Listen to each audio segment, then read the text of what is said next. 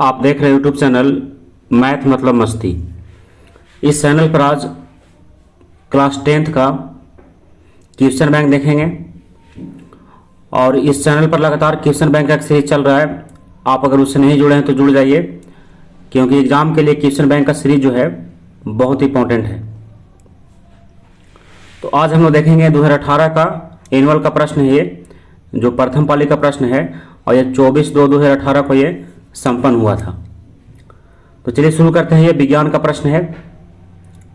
तो इस चैप्टर में हम लोग विज्ञान के प्रश्न में 1 से 40 तक टोटल प्रश्न है, जिसमें आपको पता होगा कि 2018 में टोटल 40 प्रश्न को बनाना रहता था, लेकिन वर्तमान समय में कुल प्रश्नों की संख्या 80 होता है, जिसमें बनाना रहता है केवल 40 प्रश्न को। तो चलिए शुरू करते हैं आज का पहला प्रश्न। आज का पहला प्रश्न है ऑब्जेक्टिव टाइप का। दंत विशेषज्ञ किस दर्पण का उपयोग मरीजों के दांतों का बड़ा प्रतिबिंब देखने के लिए करता है? तो इसमें दंत विशेषज्ञ यानी दांत को देखने के लिए या फिर कान को देखने के लिए किस दर्पण का प्रयोग किया जाता है? समतल दर्पण, अवतल दर्पण, उत्तल दर्पण या फिर इनमें सभी का? तो इसका सही उत्तर ऑप्शन नंबर बी यानी अवतल दर्पण का प्रयोग किया जाता है, क्योंकि अवतल दर्पण में प्रतिबिंब जो है बड़ा बनता है, इसलिए इसका प्रयोग किया जाता है। तो अब चलते हैं क्वेश्चन नंबर 2 की तरफ। क्वेश्चन नंबर 2 है, कौन सा लेंस अपसारी लेंस भी कहलाता है? कौन सा लेंस अपसारी लेंस कहलाता है? तो अवतल लेंस को क्या हम लोग कहते हैं? अपसारी लेंस भी कहते हैं। अवतल लेंस को अपसारी लेंस और उत्तल लेंस को अभिसारी लेंस। तो दोनों आप ध्यान रखिएगा। अब आते हैं क्वेश्चन नंबर 3 में, पुतली के साइज को कौन नियंत्रित करता है? ऑप्शन ए है पक्षमाभि, बी है परितारिका, सी है नेत्र लेंस और डी है रेटिना। तो इसका सही उत्तर ऑप्शन नंबर ए पक्षमाभि। कौन नियंत्रित करता है? पक्षमाभि। अब आइए क्वेश्चन नंबर 4 में, किस दृष्टि दोष को अवतल और उत्तल दोनों लेंस से बने द्विफोक्सी लेंस द्वारा संशोधित किया जा सकता है? तो किसको किया जा सकता है? निकट दृष्टि दोष को। तो ऑप्शन नंबर ए इसका नहीं, ऑप्शन नंबर ए नहीं, ऑप्शन नंबर सी सही होगा, जरा दृष्टि दोष। क्योंकि आपको पता होगा कि दूर दृष्टि दोष के लिए उत्तल लेंस, निकट दृष्टि दोष के लिए अवतल लेंस, यहाँ लेकिन यहाँ पर क्या है? द्विफोक्सी लेंस है। तो इसके लिए किसका प्रयोग किया जाता है? द्विफोक्सी लेंस का प्रयोग किसके लिए किया जाता है? तो जरा दूर दृष्टि को दूर करने के लिए। तो आप चलते हैं क्वेश्चन नंबर 5 में। एक प्रयोग में अवतल दर्पण द्वारा किसी बिंब का प्रतिबिंब एक पर्दे पर प्राप्त किया जाता है। दर्पण की फोकस दूरी को निर्धारित करने के लिए प्रयोगकर्ता को मापने की जरूरत है। तो किसको मापने की जरूरत है? तो उसको मापने की जरूरत है दर्पण तथा पर्दा के बीच की दूरी को और दर्पण तथा बिंब के बीच की दूरी को, यानी ऑप्शन नंबर सी इसका सही है, ए और बी दोनों। आप चलते हैं क्वेश्चन नंबर 6 में। तो 6 का प्रश्न है, शब्दकोश के छोटे अक्षरों को पढ़ने के लिए किस लेंस का उपयोग करना अच्छा होगा? तो किस लेंस का उपयोग करना अच्छा होगा? तो 5 सेंटीमीटर फोकस दूरी का उत्तल लेंस, इसके प्रयोग से अगर शब्दकोश के अक्षरों को पढ़ा जाए तो बड़ा आसान होगा। अब आइए क्वेश्चन नंबर 7 में, निम्नलिखित में से कौन विद्युत विभवांतर का एसआई मात्रक है? तो कौन है? तो बोल्ट होता है। विभवांतर का एसआई मात्रक कौन होता है? बोल्ट। अब आइए क्वेश्चन नंबर 8 में, लघु पथन यानी शॉर्ट सर्किट के समय परिपथ में विद्युत धारा का मान कितना होता है? तो विद्युत धारा का मान होता है बहुत अधिक बढ़ जाता है। तो ऑप्शन नंबर सी इसका सही है। अब आते हैं क्वेश्चन नंबर 9 में। 9 का प्रश्न है, पश्चिम की ओर प्रक्षेपित कोई धनावेशित कण, इसमें अल्फा कण को लिया है, किसी चुंबकीय क्षेत्र द्वारा उत्तर की ओर विक्षेपित हो जाता है। तो चुंबकीय क्षेत्र की दिशा क्या होगा? तो चुंबकीय क्षेत्र का दिशा क्या होगा? ऊपरी मुखी होगा। तो ऑप्शन नंबर डी इसका सही है। अब आते हैं क्वेश्चन नंबर 10 में। तो देखिए 10 का प्रश्न है, तांबे की तार की एक आयताकार कुंडली किसी चुंबकीय क्षेत्र में घूर्णी गति कर रही है। इस कुंडली में प्रेरित विद्युत धारा की दिशा में कितने परिभ्रमण के पश्चात परिवर्तन होता है? तो कितने परिभ्रमण के पश्चात बदलाव होगा? तो इसका सही उत्तर है आधा। तो ऑप्शन नंबर सी इसका सही है। अब आइए क्वेश्चन नंबर 11 में, किसी विद्युत धारावाही सीधी लंबी परिनालिका के भीतर चुंबकीय क्षेत्र कैसा होता है? तो ये सभी बिंदुओं पर क्या होता है, एक समान होता है। तो ऑप्शन नंबर डी इसका सही है। अब आइए क्वेश्चन नंबर 12 में, सौर कुकर के लिए कौन सा दर्पण सर्वाधिक उपयुक्त होता है। तो सौर कुकर के लिए सर्वाधिक उपयुक्त कौन सा दर्पण होता है, तो इसके लिए सही उत्तर है समतल दर्पण। तो ऑप्शन नंबर ए इसका सही होगा।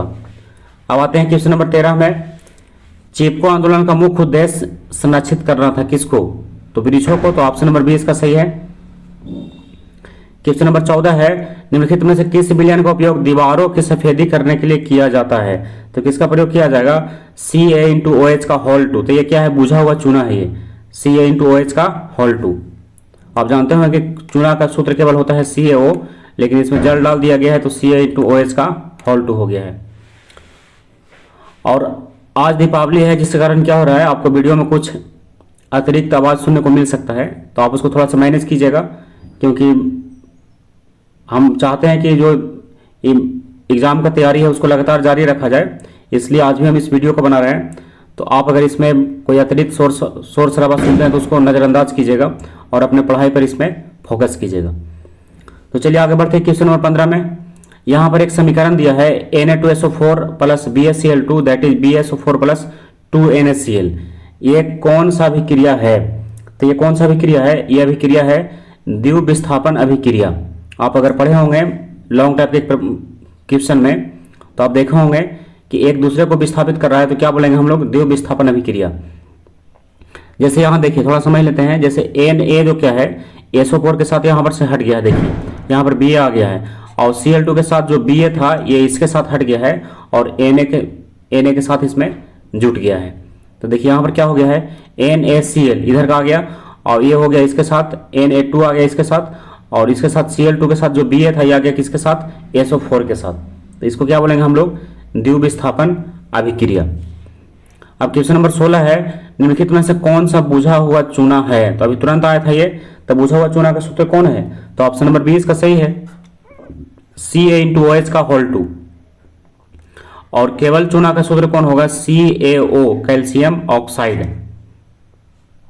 और ये है CaOH का होल 2, ये किसका सूत्र है, बुझा हुआ चूना का, यानी इसके साथ जल जो है मिला हुआ है। अब आइए क्वेश्चन नंबर 17 में, लवण Na2CO3 का जलीय विलयन का pH मान कितना होगा। तो इसका जलीय विलयन का pH मान कितना होगा, 7 से अधिक होगा। तो ऑप्शन नंबर बी इसका सही है। अब आते हैं क्वेश्चन नंबर 18 में, बॉक्साइट किस धातु का अयस्क है। तो बॉक्साइट किसका है, बहुत इंपॉर्टेंट क्वेश्चन है और बहुत चर्चित भी है। तो बॉक्साइट किसका अयस्क है, एल्युमिनियम का है। तो ऑप्शन नंबर सी इसका सही है। आपको पता होगा बॉक्साइट, कोरंडम, क्रायोलाइट, मुख्य रूप से ये 3 एल्युमिनियम के अयस्क हैं, तो तीनों का जरूर ध्यान रखिएगा। अब आइए क्वेश्चन नंबर 19 में, लोहा एवं इस्पात को जंग से सुरक्षित रखने के लिए उन पर किस धातु की पतली परत चढ़ाई जाती है। तो किसका पतली परत चढ़ाया जाता है, तो पतली परत चढ़ाया जाता है जिंक का। किसका, जिंक का, जिसको जस्तीकरण भी बोला जाता है, या गैल्वेनाइजिंग भी बोला जाता है, या गैल्वेनाइजेशन भी बोला जाता है, जिंक की पतली परत चढ़ाना। अब आइए क्वेश्चन नंबर 20 में, किस रासायनिक यौगिक को गर्म करने पर प्लास्टर ऑफ पेरिस प्राप्त होता है। तो किसको गर्म करेंगे तो प्लास्टर ऑफ पेरिस बनेगा, तो जिप्सम को। तो ऑप्शन नंबर बी इसका सही है। अब आइए क्वेश्चन नंबर 20 के बाद 21 में, तो देखिए 21 का प्रश्न है, 21 में दिया है, प्रोपेनॉन में उपस्थित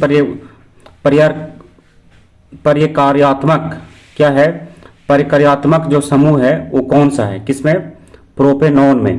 तो कौन सा है, ये है सिंगल बॉन्ड सी और डबल बॉन्ड ओ। देखिए ऑप्शन नंबर सी में दिख रहा होगा, ये क्या है, इसका क्रियाशील मूलक है ना, उसी को लिख रहा है परिकार्यात्मक समूह।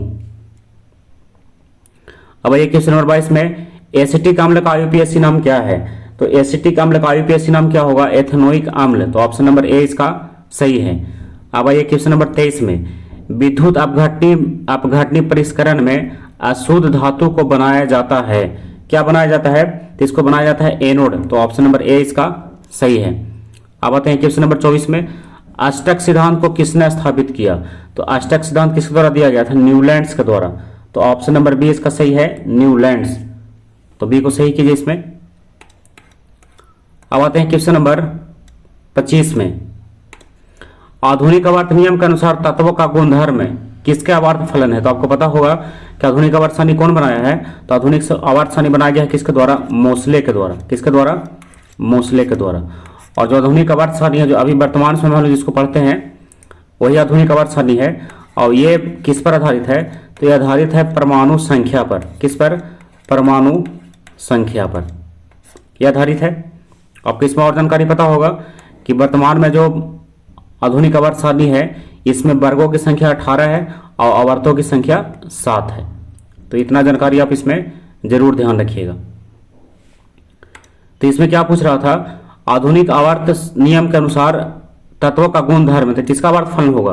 तो तत्व परमाणु संख्या का। तो ऑप्शन नंबर कौन सा सही है? ऑप्शन नंबर बी सही है, परमाणु संख्या। तो बी में देखिए लिखा है परमाणु संख्या का। अब आइए क्वेश्चन नंबर 26 में, निम्नलिखित में से कौन सा आयन लाल लिटमस विलयन को नीला कर देता है? तो कौन सा आयन करेगा? तो हाइड्रोक्साइड आयन। तो OH इसका सही है, यानी ऑप्शन नंबर 20 में सही होगा। और नीला से अगर लाल करेगा तो हाइड्रोजन आयन। कहने का मतलब यह है कि अगर आम्ल रहेगा तो क्या करेगा? नीला से लाल करेगा, और अगर भस्म रहेगा तो लाल से नीला करेगा। तो भस्म का पहचान है, आर्हेनियस की परिभाषा के अनुसार आप पढ़े होंगे कि भस्म क्या करता है? ये जल में हाइड्रोक्साइड आयन प्रदान करता है, यानी OH माइनस, यही हाइड्रोक्साइड आयन। तो ये भस्म का पहचान है। तो भस्म यहाँ पर होगा, क्योंकि ये क्या किया है? लाल से बदला है, किसमें? नीला में बदला है, तो भस्म का हो गया। और यही नीला से अगर लाल बदलता तो किसका होता? आम्ल का होता। तो आम्ल का पहचान ये है H+। ठीक है। अब आइए क्वेश्चन नंबर 27 में, पादप में जाइलम उत्तरदायी है, किसके लिए उत्तरदायी है? तो जाइलम उत्तरदायी है जल के वहन के लिए, यानी जल को ढोने के लिए। तो ऑप्शन नंबर ए इसका सही होगा। क्वेश्चन नंबर 28 है, निम्नलिखित में से किसे कोशिका का ऊर्जा मुद्रा के रूप में जाना जाता है? तो किसको जाना जाता है? तो जाना जाता है किसको? ATP को। किसको? ATP को। अब आइए क्वेश्चन नंबर 29 में, पत्तियों में गैसों का आदान प्रदान कहाँ होता है? तो कहाँ होता है? रंध्र में होता है। कहाँ? रंध्र में। तो ऑप्शन नंबर बी इसका सही है। अब आइए क्वेश्चन नंबर 30 में, हृदय में रक्त को संपूर्ण शरीर में पंप किया जाता है, किसके द्वारा पंप किया जाता है? तो पंप किया जाता है किसके द्वारा? आलिंदों के द्वारा। तो ऑप्शन नंबर सी इसका सही होगा। अब चलते हैं क्वेश्चन नंबर 31 में। देखिए 31 का प्रश्न क्या है? कौन सा पादप हार्मोन पत्तियों के मुरझाने के लिए उत्तरदायी है? ऑप्शन ए में है ऑक्सिन, बी में है साइटोकाइनिन, सी में है एब्सिसिक अम्ल, और डी में है जिब्रेलिन। तो इसका सही उत्तर है ऑप्शन नंबर सी, यानी एब्सिसिक अम्ल। तो ऑप्शन सी इसका सही है। अब आइए क्वेश्चन नंबर 32 में, जड़ का अधोगामी वृद्धि है। तो जड़ का अधोगामी वृद्धि क्या है? तो जड़ का अधोगामी वृद्धि है गुरुत्वानुवर्तन। तो ऑप्शन नंबर बी में सही है। अब आइए क्वेश्चन नंबर 33 में, पांच मेडुला और अनुमस्तिष्क किसका हिस्सा है? तो हिस्सा किसका है? यह हिस्सा है मध्य मस्तिष्क का। मध्य मस्तिष्क नहीं, ये पश्च मस्तिष्क का हिस्सा है। तो ऑप्शन नंबर सी इसमें सही होगा। अब आइए क्वेश्चन नंबर 34 में, निम्नलिखित में से कौन सी अनैच्छिक क्रिया नहीं है? तो अनैच्छिक क्रिया कौन नहीं है? तो कौन सा अनैच्छिक क्रिया नहीं है? चबाना। चबाना क्या है? एक अनैच्छिक क्रिया नहीं है। बाकी सब जो है अनैच्छिक क्रिया है, यानी नहीं चाहते हुए भी आप वमन, लार आना, हृदय का धड़कना, ये आपका अपने आप होते रहता है। लेकिन चबाना क्या है? एक इच्छा के अनुसार होने वाला है। तो क्या हो गया? ये अनैच्छिक क्रिया है। अब आते हैं क्वेश्चन नंबर 35 में, अलैंगिक जनन मुकुलन द्वारा होता है। तो इसके द्वारा क्या होता है? इसके द्वारा होता है कहाँ? ईस्ट में। कहाँ होता है? ये ईस्ट में होता है। अब आइए क्वेश्चन नंबर 36 के बाद 35 के बाद 36 में, शुक्राणु का निर्माण होता है। तो शुक्राणु का निर्माण कहाँ होता है? तो इसका निर्माण होता है वृष्ण में। तो ऑप्शन नंबर ए इसका सही होगा। अब आइए क्वेश्चन नंबर 37 में, पुष्प का कौन सा भाग फल बनाता है? ऑप्शन ए में है प्राकोष, बी में है वर्तिकाग्र, सी में है वर्तिका, और डी में है अंडाशय। तो कौन बनाता है? तो इसका सही उत्तर है अंडाशय। तो ऑप्शन नंबर डी इसका सही होगा, अंडाशय। क्वेश्चन नंबर 38 है, लिंग गुण सूत्र का पूर्ण जोड़ा पाया जाता है, किसमें पाया जाता है? तो इसका सही उत्तर है स्त्री में। तो ऑप्शन नंबर बी इसका सही है। अब आइए क्वेश्चन नंबर 39 में, मानव शरीर में किसी सामान्य कोशिका में गुणसूत्रों के कितने युग्म होते हैं, मतलब कितने जोड़े होते हैं? तो कितना जोड़ा होता है? 23 जोड़ा। और 23 जोड़ा है, यानी टोटल कितना होगा? 46 होगा। लेकिन जोड़ा में अगर पूछा जाएगा कि जोड़ा कितना होता है, तो कितना लगाना है? 23, और टोटल कितना होता है? 46, 23 दूना 46।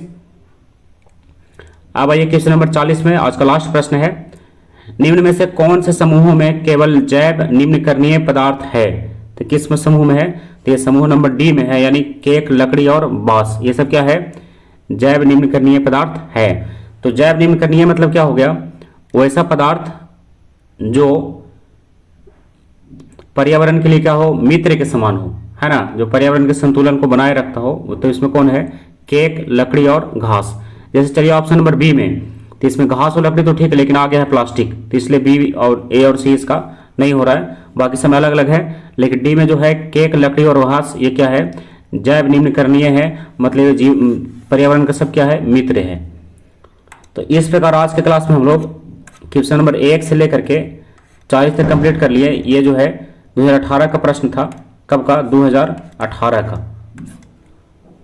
तो लगातार इसमें 2023 से लेकर के 2023 का तो एग्जाम हुआ था, 24 का होगा, लेकिन 2023 से लेकर के और अभी 2018 तक कंप्लीट हुआ है और लगातार ये 2011 तक चलेगा।